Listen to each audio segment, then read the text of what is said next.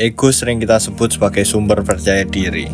Tapi dalam psikologi dan neuroscience, ego bukan sekedar soal aku.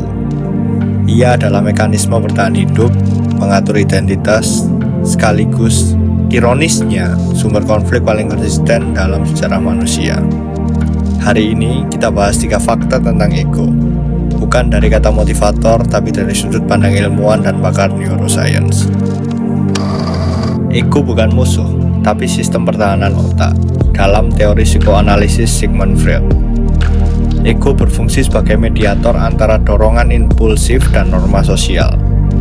Artinya, ego bertugas menjaga kita tetap waras di tengah tuntutan dunia.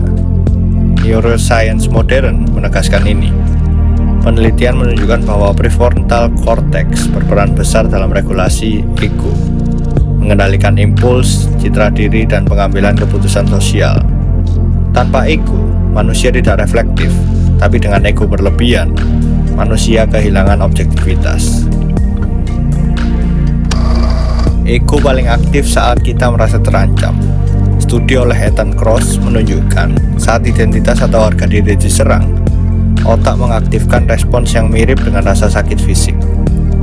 Inilah sebabnya kritik sering terasa menyakitkan, bahkan ketika disampaikan dengan data. Bukan karena isinya salah, tapi karena ego membaca kritik sebagai ancaman eksistensial. Secara neurologis, amigdala mengambil alih, sementara nalar rasional melemah. Ego tidak sedang mencari kebenaran, ia sedang bertahan hidup. Ego tinggi tidak sama dengan kepercayaan diri tinggi. Psikolog Roy Baumeister menemukan paradoks penting. Individu dengan ego rapuh justru sering tampil paling defensif dan agresif. Kepercayaan diri yang sehat bersifat stabil. Ego rapuh butuh validasi terus-menerus. Maka lahirlah perilaku pamer, sulit dikritik, dan alergi terhadap koreksi. Singkatnya, semakin keras seorang membela egonya, seringkali semakin rapuh fondasinya. Jadi, ego bukan masalah. Yang jadi masalah adalah ketika ego duduk di kursi pimpinan, sementara akal sehat hanya jadi notulen rapat. Kita mengaku dewasa, tapi marah saat dikoreksi, mengaku rasional, tapi defensif saat tak dipuji.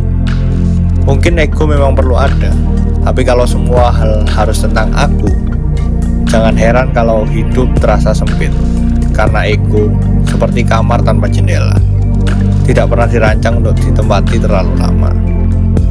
So, what's next?